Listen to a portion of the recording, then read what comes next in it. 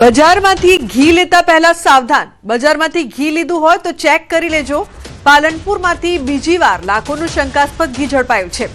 Chandisar જીઆઈડીસીમાં food and drugs વિભાગની red પડી છે। અધિકારીઓ ફેક્ટરી પર પહોંચતા જ માલિક ફરાર થયો છે, તો ફૂડ વિભાગે પોલીસને બોલાવી આગળની કાર્યવાહી હાથ ધરી છે।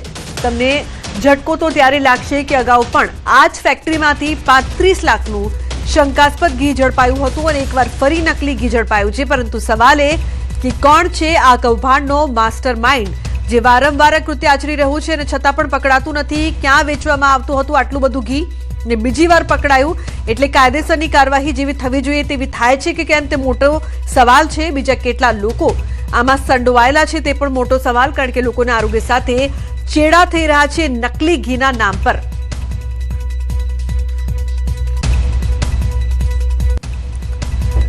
પાલનપુરના ફૂડ સેફ્ટી ઓફિસરોની ટીમ દ્વારા ચંડીસર જીઆઈડીસીમાં શ્રી સેલ નામની ઘીનું ઉત્પાદન કરતી પેઢીની તપાસ કરવામાં આવેલી હતી અને તપાસ દરમિયાન પેઢીના માલિક ઘી બનાવતા હોય એવું પ્રાથમિક હતી।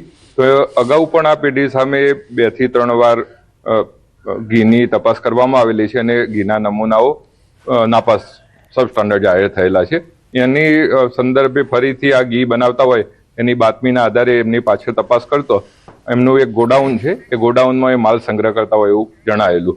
તો એ ગોડાઉનની પણ તપાસ કરતો ત્યાંથી ગોડાઉનના માલિક એ નાસી ગયેલા